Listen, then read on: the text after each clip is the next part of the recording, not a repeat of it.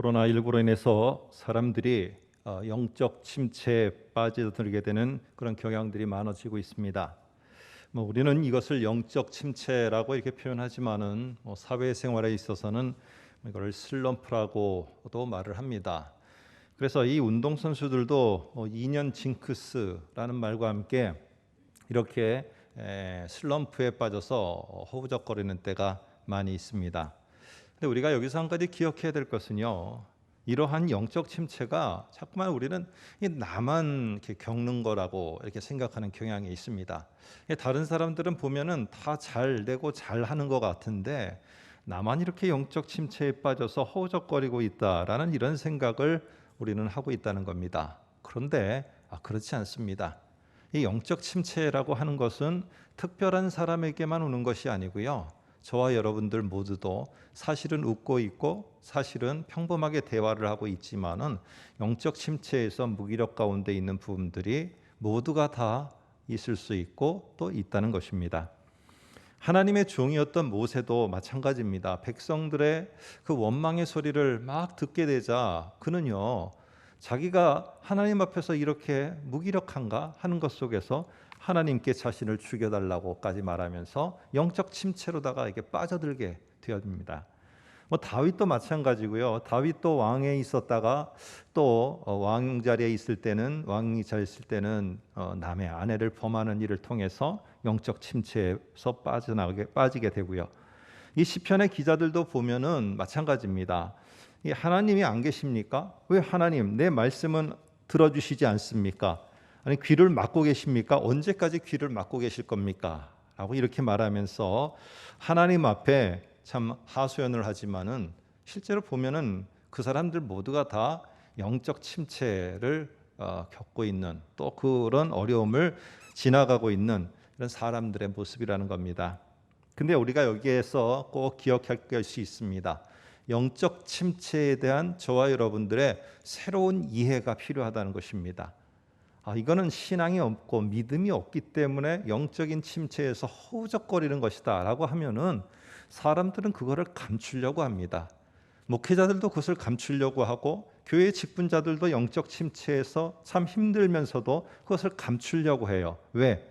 이건 믿음 없는 모습이라고 단정짓고 있기 때문에 그렇습니다. 오늘 우리가 다시 한번 영적 침체는 우리들에게 있어서 새로운 도약의 기회가 될 수 있고 하나님이 그 장을 열어서 나에게 밀어서 또한 거기에 있게 하셨다는 것, 이거를 알면은 영적 침체에 대한 새로운 이해가 우리 속에 있게 되어집니다. 저와 여러분이 요나서를 보면서 한번 생각했던 건데요, 요나가 하나님께 불순종해서 다시스로 도망가고 있습니다. 그랬을 때 하나님께서는 그가 타고 가는 배 앞에다가 풍랑을 보내서 허우적거리고 배가 파손할 지경에 이르게 하셨어요. 자, 이 풍랑을 만났을 때 우리는 두 가지를 생각하게 됩니다. 하나는요, 하나님이 불순종한 요나를 향해서 풍랑을 통해 징벌을 하시는 겁니까? 아니면 하나님이 자기를 피해가는 요나이지만 그래도 요나를 포기하지 않고 끝까지 요나를 붙잡아서 하나님의 사람으로 쓰고 싶어서, 너무 요나가 쓰고 싶어서, 사용하고 싶어서 요나를 붙드는 사랑의 표현입니까? 어떻게 보느냐에 따라서 요나가 직면한 풍랑은요, 하나님에 대한 깊은 사랑과 회개와 자기의 사명을 다시 볼 수 있는 아주 중요한 계기가 될 수도 있고요, 어떻게 보느냐에 따라서 요나가 직면한 풍랑은 절망과 파멸로 이르게도 할 수 있습니다.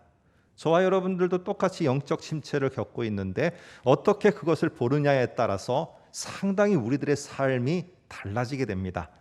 오늘 그것을 잠언 13장 저와 여러분이 읽은 본문을 통해서 오늘 이 지혜자들은 우리들에게 말을 지금 해주고 있습니다. 그게 뭔지 한번 생각해 보려고 합니다.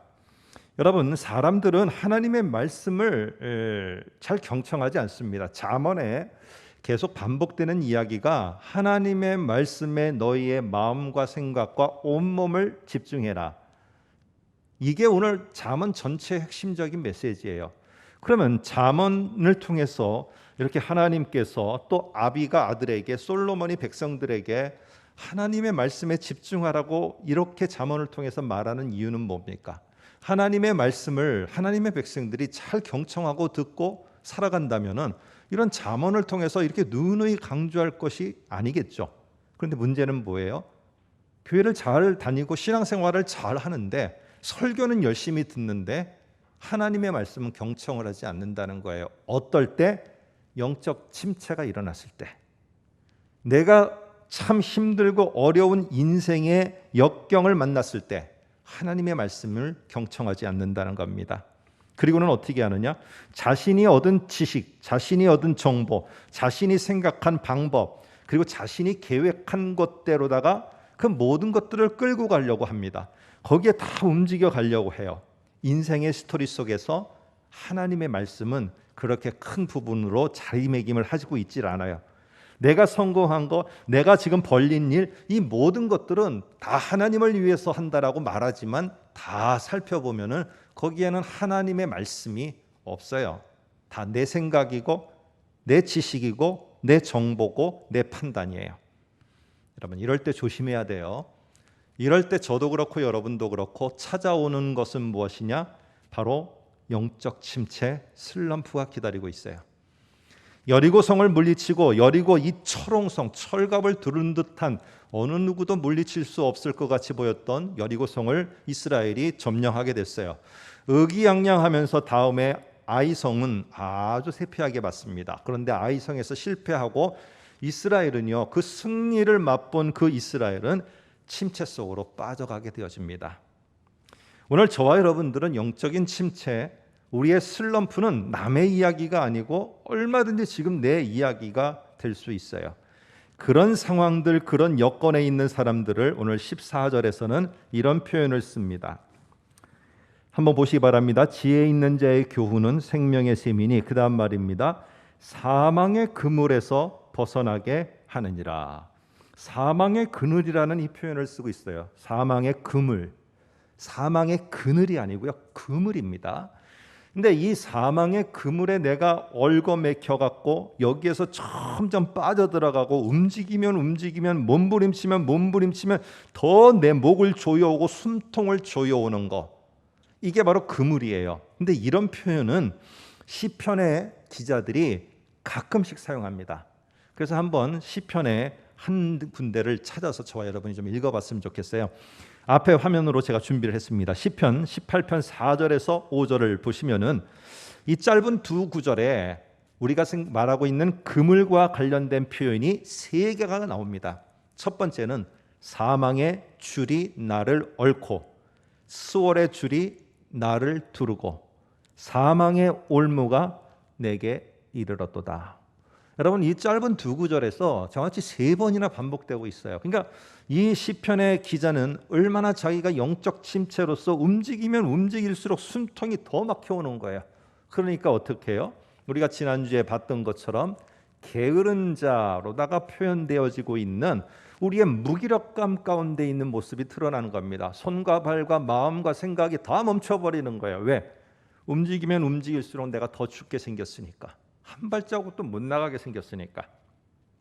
여러분, 영적 침체를 아까 말씀드린 것처럼 내 자신만 겪고 있다고 생각하면은 진짜 정말 절망이 됩니다. 다른 사람을 쳐다보면은 다 열심히고 열정적으로 가고 아무 문제가 없는데 나만 왜 영적 침체에서 허우적거려야 되는가, 진짜 절망스럽고요. 신앙 포기하고 싶고 예배 포기하고 싶은 마음이 들 때가 분명히 있습니다. 그런데요, 꼭 기억하시기 바랍니다. 아무리 웃는 모습을 하고 있어도, 아무리 열정적으로 달려가고 있어도, 아무리 내가 열심을 갖고 나아가고 있어도 그 사람도 역시 영적인 침체에서 예외될 수는 없다는 겁니다.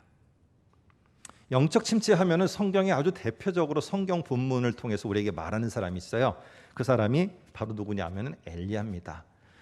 이 하늘에서 불을 내려서 이 바알 선지자, 아세라 선지자들과 싸워서 승리한 자예요.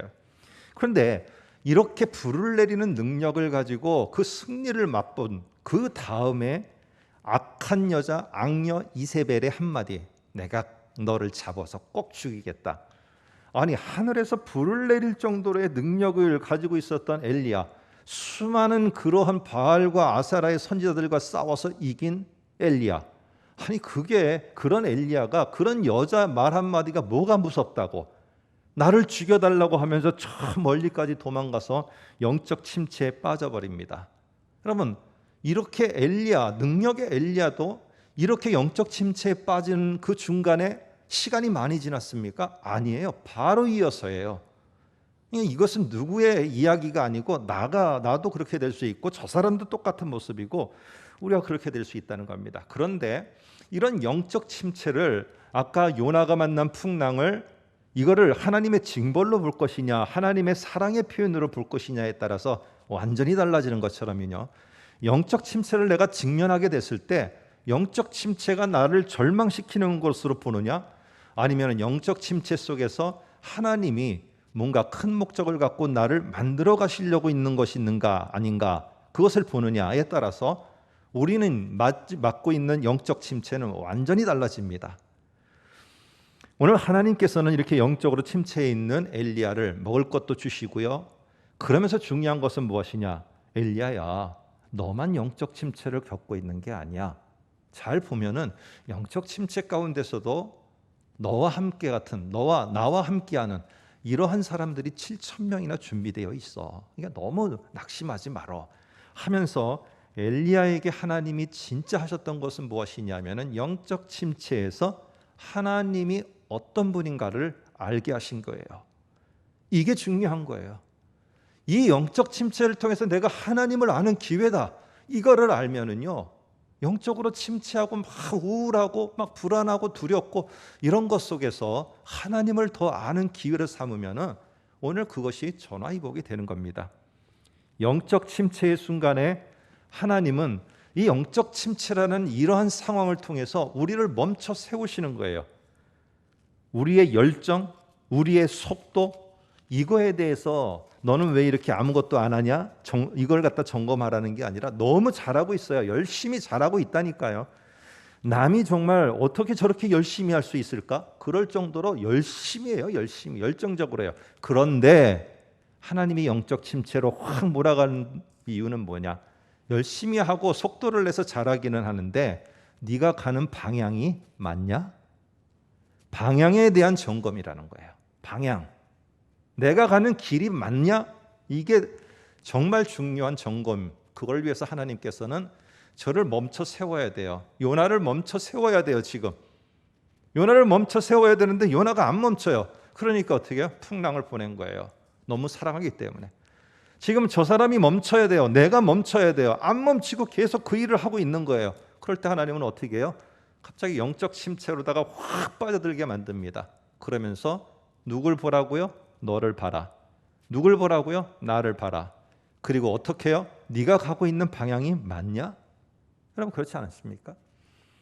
어떤 사람은 운전을 잘하는 사람보다 운전을 하는 사람보다 옆에 타고 가는 조수석에 있는 사람이 길을 더 잘하는 경우가 종종 있습니다. 부부들 가운데도 그렇고요. 그런데 내 남편이 차를 몰고 가는데 부산으로 가야 돼요. 막 열심히 열정적으로 가고 있어요. 근데 옆에 타고 있는 조수석에 타고 있는 부인이 볼 때 지금 우리 남편은 부산으로 안 가고 전라도 호남선을 타고선 지금 호남고속도로를 타고 지금 광주를 향하고 있어요. 그럼 어떻게 해야 돼요? 막아서야죠. 세워야죠, 차를. 그래서 다시 점검하게 해야죠. 내비를 다시 점검하거나 아니면 예전과 같으면 지도를 보면서 올바른 길인가 다시 보도록 해서 내가 호남고속도로를 타네. 다시 경부 쪽으로 가야지 하면서 멈춰 세우는 하나님의 도구가 무엇이냐? 영적 침체예요. 그러면 우리는 영적 침체를 갖다가 벗어나게 해달라. 하나님 이거를 제발 내가 없애달라.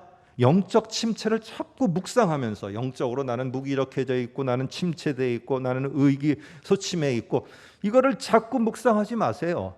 여러분이 이럴 때 묵상해야 될 거는 뭐예요? 하나님의 말씀 앞에서 하나님을 묵상해야 돼요. 하나님을. 저와 여러분이 하나님을 묵상해야 돼. 그래서 하나님을 묵상하며 하나님을 알아가고 하나님이 어떤 분인지 하나님이 왜 나에게 영적 침체로 다 가로막고 있는지 나를 왜 막아서시는지 이거를 알면은 어느 순간인가 내가 그거를 알아가고 방향을 다시 잡아가게 되면은 영적 침체를 내가 벗어나게 해달라고 간절히 외치고 그러지도 않았는데 뒤를 돌아보면은 영적 침체가 아침 안개처럼 사라져버린 것을 우리는 보게 돼요. 오늘 그래서 우리는 영적 침체가 나를 절망으로 빠뜨리고 나를 막 소망 없이 무기력하게 살아가게 한다. 오늘 세상 사람들이 책을 통해서 그러는 것보다는요, 오늘 중요한 것은 무엇이냐? 하나님의 우리를 사랑하는 막아서는 하나님의 또 다른 표현이라는 것을 기억해야 된다는 것입니다. 뭐 저도 예외는 아닙니다. 영적 침체가요, 막 수시로 옵니다. 막 수시로 찾아올 때 저는 어디를 보느냐면은 시편을 봅니다. 그러면서 시편에 제가 그때마다 하나님을 깨닫게 했던 것들을 표현하는데 그 중에 한 구절을 저와 여러분들이 좀 나눴으면 좋겠습니다. 저는 42편은 반드시 봅니다. 그럴 때. 그래서 42편의 한 구절 5절입니다. 화면으로 제가 준비를 했는데 한번 보시면 좋겠습니다. 그래서 저는 이 42편 5절을 이렇게 한번 이렇게 크게 소리를 내든지 아니면 마음으로 크게 소리를 내면서 이 5절을 한번 읊조려 봅니다. 이게 내용이 이런 내용입니다. 내 영혼아, 내가 어찌하여 낙심하며 어찌하여 내 속에서 불안해하는가? 너는 하나님께 소망을 두고 하나님께 한번 집중하고 하나님을 이 속에서 좀 더 알아가 봐라. 그가 나타나 도우심으로 말미암아 내가 여전히 찬송하리로다. 오늘 이 하나님의 말씀을 우리가 다시 묵상하고 그 앞에 서게 되면은요, 우리가 영적 침체 없애달라고 하지 않아도요, 하나님은 그것보다 더 중요한 걸 우리에게 채우시면서 영적 침체는 물러가게 되죠. 제가 여러 번 예를 들었죠. 물컵의 공기는 압축기로 뺀다고 공기가 빠지는 문제가 아니에요. 물컵의 그 공기는 물을 채우면 공기는 자연스럽게 밀려나가게 되어 있어요. 오늘 그래서 하나님의 말씀 앞에 서면은 하나님의 말씀이 우리 속에 역사를 하십니다. 14절 보면은 이렇게 말합니다. 한번 보시기 바랍니다. 지혜 있는 자의 교훈은 생명의 셈이니 사망의 그늘에서 벗어나게 하느니라. 사망의 그늘에서 우리가 벗어날 수 있는 길이 뭐예요? 오늘 지혜자의 교훈, 하나님의 말씀 앞에 우리가 서는 거예요.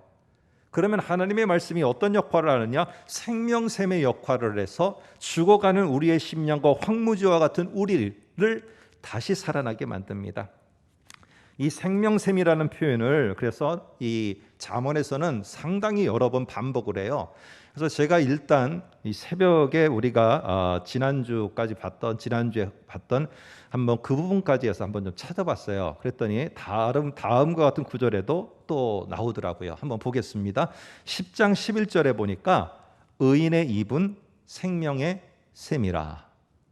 어떤 말을 하느냐에 따라서 그 황무지와 같은 심령들을 생명으로 살아나게 할 수 있다는 겁니다. 우리가 하는 말이.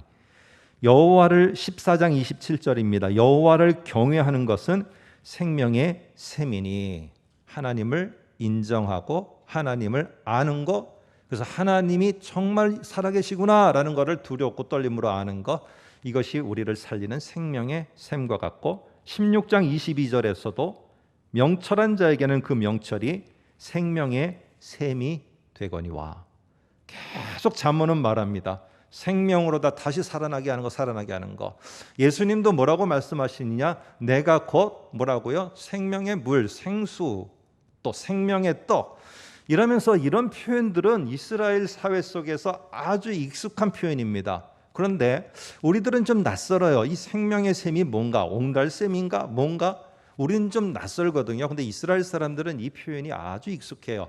특별히 에스겔 47장과 관련해서. 거기에서 보면은 에스겔이 이 성전에서 물이 쫄쫄쫄쫄쫄 흘러서 쭉 내려오는 것을 환상으로 보게 됩니다. 그러다가 발목이 차고 그다음에 점점 차고 나중에는 자기가 어찌할 수 없는. 근데 그게 핵심이 아니고요. 점점 물이 차오른다는 게 47장의 핵심이 아니에요. 47장의 핵심은 9절에 있어요.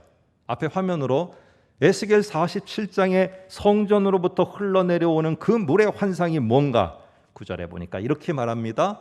이 강물이 흐르는 곳마다 번성하는 모든 생물이 그 다음에 살고 또 고기가 심이 많으니 이 물이 흘러 들어가므로 바닷물이 그 다음 말 되살아나겠고 이 강이 흐르는 각처의 모든 것이 그 다음 살 것이니라. 이 강물이 흘러가는 곳마다 모든 것이 사는 거예요. 살아나는 겁니다. 오늘 여러분 이런 모습 속에서 생명의 샘이 성전으로부터 흘러나와 모든 것을 다시 황무지와 같은 곳이 살아나게 하듯 포로 생활에 있고 절망 가운데 있는 이스라엘 유다 백성들을 하나님께서 다시 생명으로 살아나게 하실 것이다. 이런 기대를 가지고 살아. 이 환상으로 보여준 내용입니다. 여러분 하나님의 말씀 앞에 설 때 하나님의 말씀이 이런 생명샘과 같은 역할로 우리를 살아나게 하신다는 거예요. 내가 하나님의 말씀을 받았어요. 근데 저는 이런 마음이 드는 겁니다. 아니 도대체 그 말씀이 나를 살리고 있다는 것을 내가 어떻게 할 수 있지? 아니 도대체 어떻게 할 수 있는 거야? 막 기분이 좋아지면 내가 살아나는 거야? 기분 나빠져 있으면 우울해 있으면 내가 죽어 있는 거야? 어떻게 하나님의 말씀이 생명생처럼 나를 살리고 있다는 걸 내가 뭐를 통해서 알 수 있지? 오늘 그 다음에 세 가지로다가 이런 것들이 나타난다. 너에게 생명샘과 같은 하나님의 말씀이 들어가서 영적 침체 사망의 그물에서 니네가 벗어나고 있다는 것이 이런 것들을 통해서 증거된다. 첫 번째가 한번 15절 보시기 바랍니다. 이렇게 말합니다. 선한 지혜는 은혜를 베푸나 사악한 자의 길은 험하니라. 다시 말해서 생명샘과 같은 하나님의 말씀이 우리들 속에 역사하면은요, 나타나는 첫 번째가 선한 분별력, 선한 지혜가 우리들 속에 나타납니다. 이게 참 잠언이 쉬운 듯해도 어려워요. 아니 내가 그러면 선한 분별력이라는 건 어떤 것인가? 뒤에 나오는 사악한 자는 어떤 거예요? 선한 분별력이 없는 자이겠죠. 선한 분별력이 없는 자는 그 길이 어떠냐? 험하다라고 해요. 험한 게 험한 산을 넘어가는 이런 험한 게 아니에요. 우리 번역에는 그렇게 돼 있는데 원래는 이 문자적인 뜻은 흐르는 물이다. 지혜가 없고 선한 분별력이 없는 자가 걸어가는 길은 흐르는 물과 같다. 이 이스라엘 사람들이 쓰는 격언이에요. 어떨 때 쓰느냐? 이럴 때 씁니다. 변하지 않고 모든 것들을 새롭게 보지 않고 가능성을 보지 않고 부정적이고 안 되고 포기되어지는 것들에만 계속 고정돼서 그것만 보는 사람, 이런 사람을 가리켜서 뭐라고 그러느냐? 여기에 흐르는 물과 같다라고 이스라엘 사람들이 쓰는 격언입니다.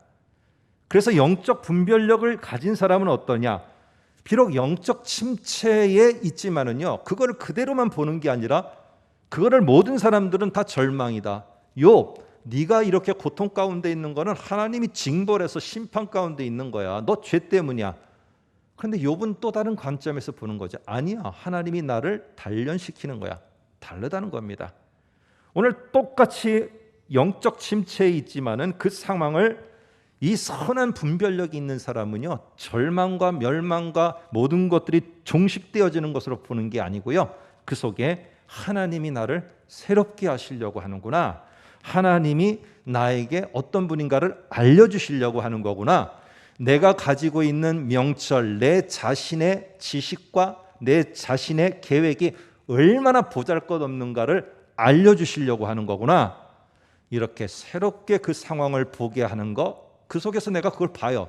그러면 여러분에게는 바로 생명샘과 같은 하나님의 말씀이 여러분에게 영적인 분별력, 선한 분별력을 주셔서 그 영적 침체를 새롭게 보게 하신다는 사실입니다. 그러나 그게 없는 자는요, 계속 그래요. 그러면서 누가 전화하면은 다 귀찮아. 나는 다 싫어. 이제 나는 아무것도 안 한다니까. 온 몸이 게으른 자의 모습처럼 다 스탑돼 있고 아무것도 안 한다. 오늘 그분은 정말 힘들더라도 말씀으로 가야 돼요. 여기에 14절은 지혜 있는 자의 교훈이, 하나님의 말씀이 그 사망의 그물에서 벗어나게 한다, 이렇게 말을 해요. 그래서 힘들어도 시편이 눈에 안 들어와도, 잠언이 눈에 안 들어와도 읽어 내려가야 돼요. 그래야지 우리가 선한 분별력을 얻어 살 수가 있어요. 두 번째는 16절에 보니까 이렇게 말합니다. 하나님의 말씀이 생명샘과 같이 역사하여서 무릇 슬기로운 자는 지식으로 행하거니와 미련한 자는 자기의 미련한 것을 나타내느니라. 여기에 보면은 생명샘과 같은 말씀이 역사하면은 자기의 미련한 것을 끝까지 고집하는 것에서 바뀝니다. 어떻게 해요? 하나님을 아는 지식, 갖는 것으로 바뀌어요. 여기에 핵심은 자기의 미련한 것을 고집하느냐, 하나님이 어떤 분인지를 알아가느냐, 이게 대조가 되고 있어요. 내 자신에게 계속 영적 침체에서 거기에 집중하게 되면은요, 내 자신이 정말 보잘것없고 무기력하고 쓸모없고 내가 이 정도밖에 안 됐는가 계속 비하하는 말을 내가 내 자신에게 하게 돼요. 그런데 하나님을 그 영적 침체에서 하나님은 이런 분이구나, 하나님은 이렇게 역사하는 분이구나, 범사의 하나님을 하나하나 인정해 나가면은 내가 영적 침체의 그 상황에 있어서도요, 하나님을 신뢰하고 하나님을 알아가게 됩니다. 그러다 보면은 우리가 하나님을 더 깊이 알아가고 내 자기에게 집중하는 게 아니라 하나님께 집중하다 보면은 언젠지 몰라요. 영적 침체가 내게 있었나? 내가 영적 무기력증에 있었나? 영적 슬럼프에 내가 있었나? 그것도 내가 의식하지 못한 채 내가 하나님과 함께 동행해 나가고 있는 그런 우리의 모습을 보게 됩니다. 오래된 책입니다. 저도 20대에 접했던 책인데 로이드 존스 목사님이 쓴 영적 침체라는 책이 있습니다. 근데 거기에 보면은 그 내용에 보면은 아주 중요한 내용 두 가지를 합니다. 바로 영적 침체는 이러므로 말미암아 너희가 벗어날 수도 있고 이러므로 말미암아 너희는 묶일 수도 있다. 중요한 두 가지가 뭐냐? 하나님을 영적 침체의 상황에서 알아가고 있느냐, 아니면은 하나님을 인정하며 알아가는 것을 포기하느냐.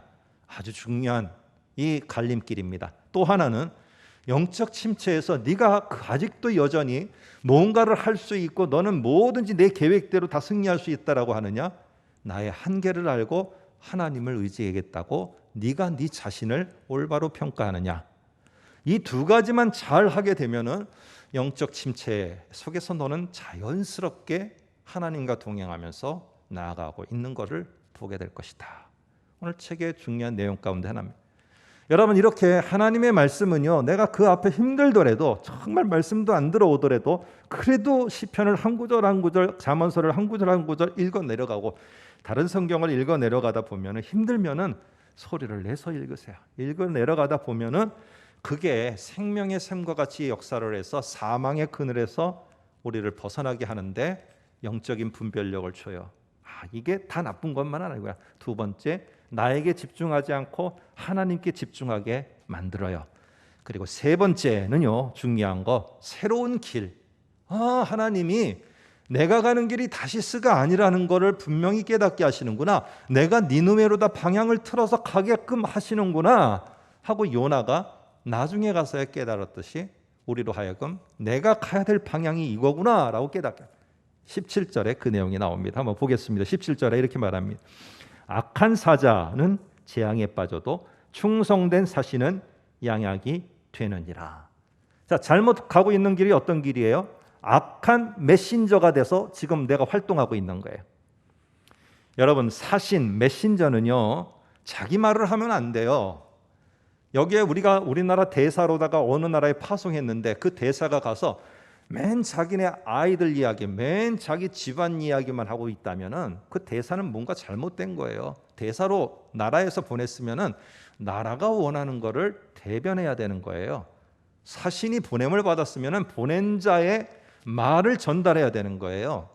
사신으로 만일에 오늘 여기에 있는 본문에 있는 것처럼 하나님의 사신과 하나님의 메신저가 됐으면은요, 생명샘과 같은 놀라운 역사를 일으키는 그분의 말을 전해야 되는 거예요. 꼭 설교를 하는 것이 아니더라도요, 은혜를 나눌 때, 뭔가를 나눌 때 내가 정말 살아났던 하나님의 말씀을 내가 그거를 흘려보내는 메신저가 돼야 돼요. 그러면 그런 메신저는 어떻게 해요? 양약이 돼요. 가는 데마다 질병과 가는 데마다 심령이 어려운 자들이 그 메신저의 말을 듣고 살아나는 놀라운 역사가 있게 돼요. 그런데 악한 메신저는 어떻게 되느냐? 가는 데마다 생명의 샘과 같은 말을 안 해요. 누구의 말을 하느냐? 다 자기 말만 하는 거예요. 시간 내서 만나는데 계속 자기 얘기만 하는 거예요. 그러면 결국에는 어떻게 되느냐? 그 끝은 결국에 여기에 나와 있는 것처럼 재앙만 남게 되는 겁니다. 오늘 그러므로 말미암아 지금 내가 가야 될 방향이 어딘지, 내가 혹시 이 잘못된 그러한 메신저로다 지금 그 길을 가고 있는가? 그렇다면 하나님이 막아 세워서 정말 좋은 충성된 메신저가 되도록 나의 방향을 돌이키는 것.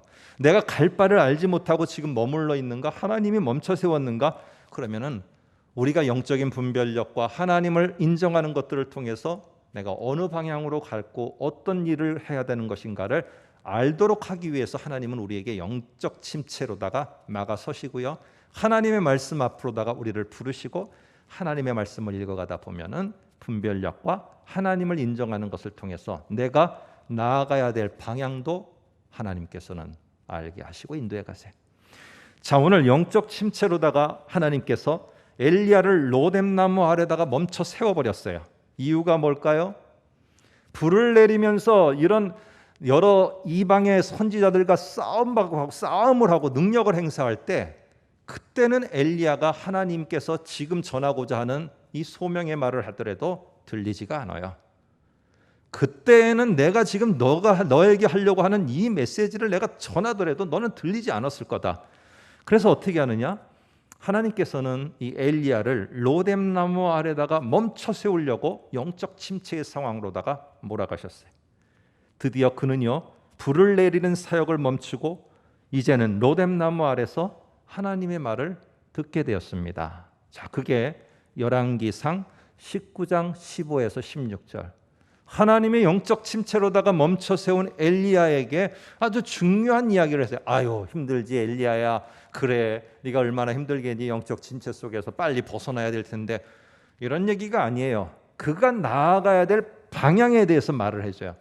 그가 어떤 소명을 갖고 너의 마지막 사역길을 마무리해야 될지를 오늘 15, 16절을 통해서 말을 해주고 있어요. 이 말을 하려고 불을 내리는 그 상황에서는 너는 이 말이 잘 안 들어와. 근데 영적 침체에 있고 조용한 이 시간에 있으니까 네가 가야 될 방향이 너에게 들리는 게 돼. 내가 이거를 위해서 이 상황에서 너를 멈춰 세웠다. 자, 그게 뭔가 15, 16절 한번 보겠습니다. 앞에 화면을 통해서요. 열왕기상 19장 15, 16절에 보면 이렇게 말합니다. 여호와께서 그에게 이르시되 너는 내 길을 돌이켜 광야를 통하여 다메섹에 가서 이르거든. 첫 번째, 하사엘에게 기름을 부어 아람 왕을 만들어라. 두 번째, 예후에게 기름을 부어 이스라엘의 왕이 되도록 하게 하라. 세 번째, 엘리사에게 기름을 부어 너를 대신하여 선지자가 되게 하라. 엘리야의 마지막 사명을 위해서 하나님은 멈춰 세웠어요. 그리고 멈춰 서야지만 이 메시지가 들리는 거예요. 그래서 결국에는 엘리야는 이 나머지 사역을 위해서 방향을 잘 잡아서 결국 나가게 됩니다. 여러분, 하나님은요 때때로 영적 침체로 열정과 빠른 속도로 달려가고 있는 우리를 멈춰 세울 때가 있어요. 그리고 우리에게 내 마음속에 내가 정말 열심과 열정으로 이렇게 달려왔는데 내가 가고 있는 방향이 맞는가? 이거를 점검하게 하실 때가 있어요.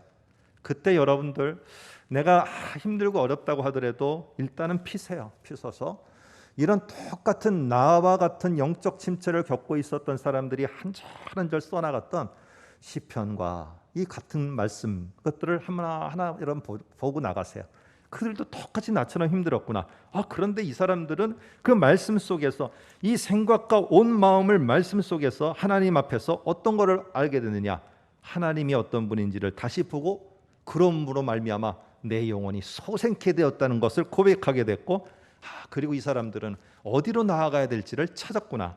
그렇다면 나도 역시 이 말씀을 통해서 하나님께서 분명하게 나를 다시 보게 하시고 하나님을 다시 보게 하시고 내가 살아나게 하시고 내가 어디로 가게 될지를 가르쳐 주시겠구나. 이 확신이 생길 겁니다.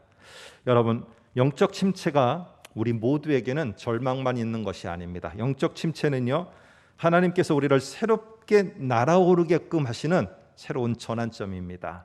영적 침체는 우리가 새롭게 전진해 나갈 수 있는 방향을 설정하는 아주 중요한 터닝 포인트입니다. 그렇기 때문에 영적 침체 속에서 우리가 낙심하지 마시고 말씀 앞에 서서 우리가 나가야 될 방향들을 잘 찾아 나갈 수 있는 저와 여러분 되시기를 주님의 이름으로 부탁드립니다.